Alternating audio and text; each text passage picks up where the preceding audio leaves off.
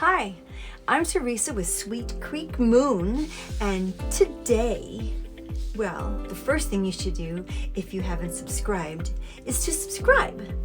But the second thing is that we're going to make this Valentine gratitude garland. And the instructions are very simple. In fact, some of you can even, most of you, if not all of you, can look at this and say, I can do this, or you've already done it. But all you're going to need for this is to have some kind of string. I just use jute or baker's twine, and some way to take and adhere the heart to the garland, or the heart to the string, which could be tape or glue. It doesn't matter which one. This one will be faster, so if you're working with children, this is a very quick way to complete the project.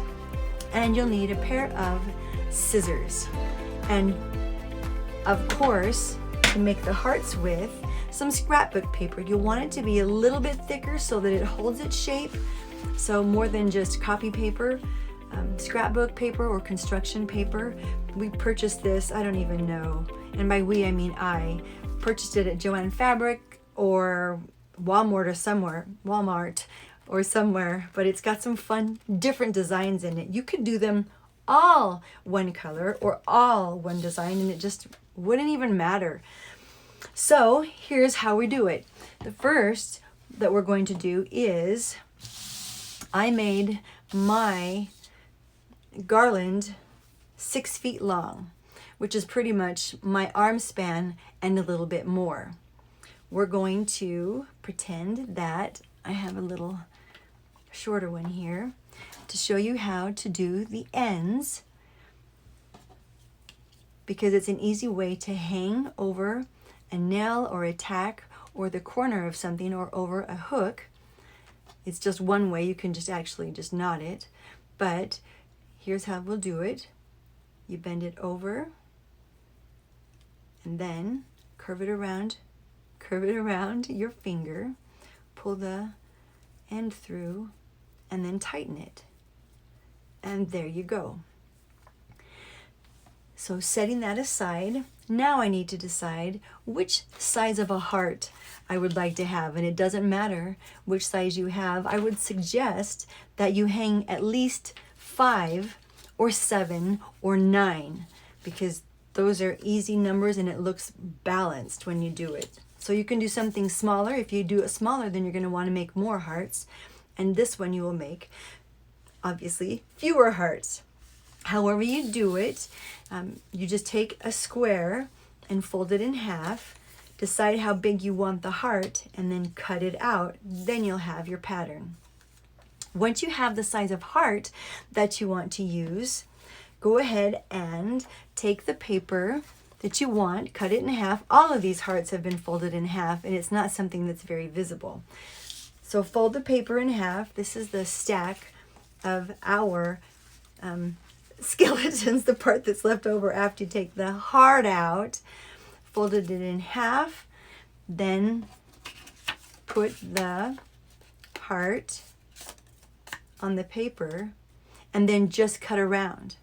If you have children, you might want to use a pen to cut it out or to outline it, and then give them the paper to cut.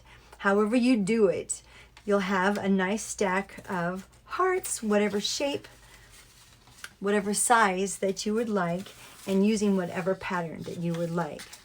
Now, here's an easy way that I use to reference. Remember, this is just a shorter version, but to place my first heart, and the center one is the one that I will always do first. I will fold it in half. We're going to use the tape. It's a long piece of tape, Teresa. Now, this is for the purposes is the gratitude garland.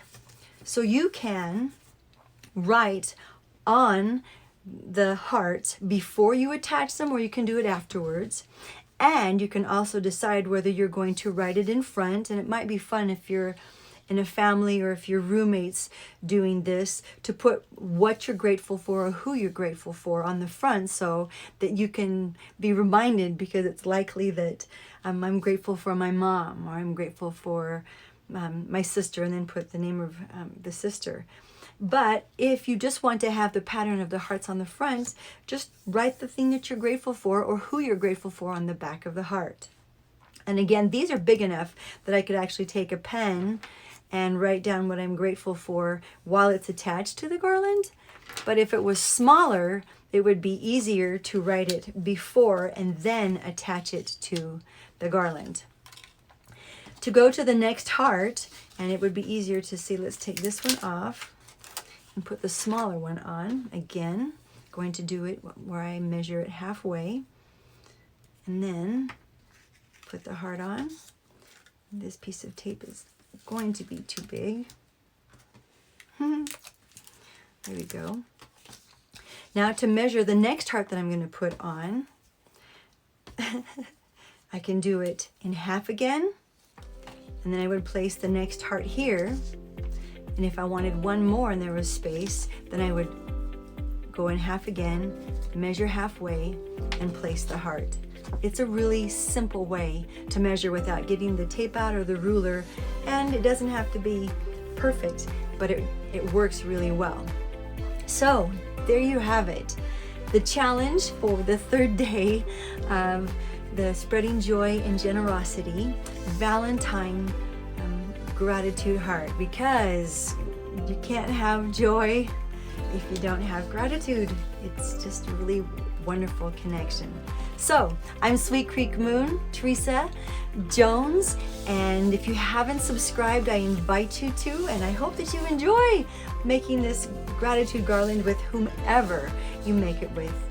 Thank you, and we will see you around.